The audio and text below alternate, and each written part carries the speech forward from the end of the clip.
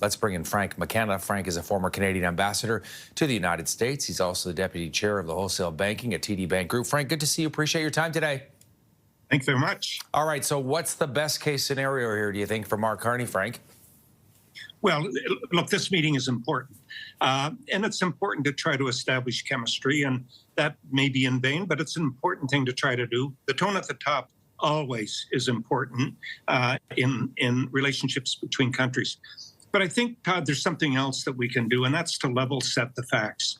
It gives our Prime Minister, before a very large audience, a chance to repudiate Trump's continual lie that there's a $200 billion deficit with Canada.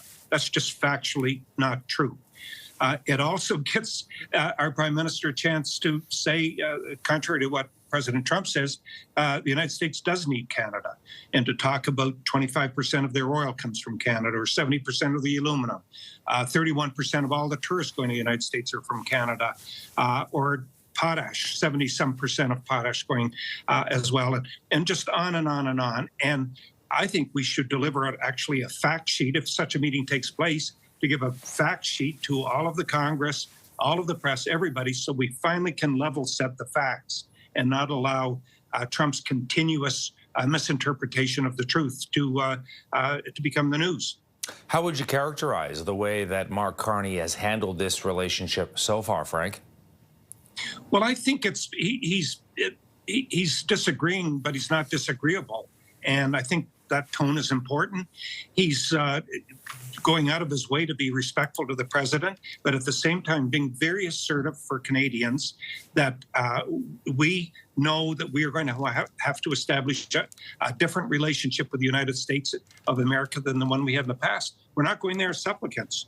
In a way, unlike much of the rest of the world, we're more aligned with China, where we're basically not being supplicants, where we're basically standing up and fighting back. And I think he's got to do that for domestic reasons within Canada, but he's also got to be assertive with a bully in the case of the United States. So I think he's handling it just fine. At some stage, hopefully we'll get into negotiations between serious negotiators on our side and their side, and we can figure out what it is they really want and come to an agreement. The president is always transactional, and the way he conducts politics is often, Frank, as you know, very personal.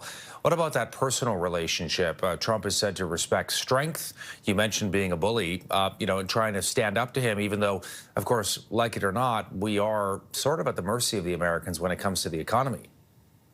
Well, we have more power than we sometimes give ourselves credit for. We literally can shut refineries down, turn the lights out, do all kinds of things. And I think we have to recognize that Canadians are in this fight to win. We will, if necessary, take pain, maybe a lot of pain, as our former Prime Minister Harper has talked about, but we will prevail. And on the other side of the border, the United States is not prepared to take pain. Every time pain points are encountered, they do back up. One final thing, Todd, because I know you've obviously got time constraints as well, but the biggest enemy to investment now, both consumer and business, is uncertainty. It's hurting the United States economy, hurting Canada.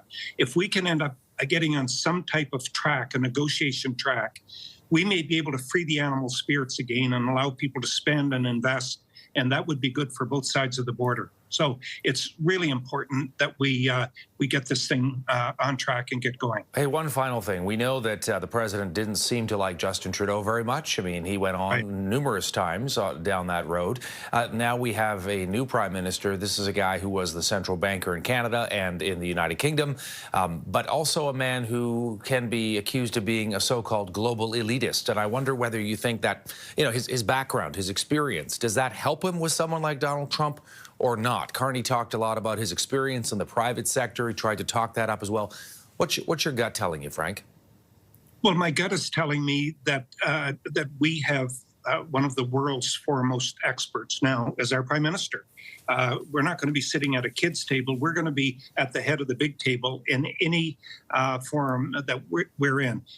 Prime Minister Carney, I think this is just fact. It's not partisan, it's just fact. He can pick up the phone and talk to any leader in the world because he knows them all. And he also knows a lot of the billionaires and the influence leaders around the President of the United States. So I think that matters. I think it will matter to the President of the United States that we have a leader with real gravitas, respected by other world leaders and business leaders. And hopefully that respect will translate into the ability to do business together and get back to the relationship that we've had for 100 years. It's great to have you on the show, Frank. Thanks so much for taking the time today for CTV News once again.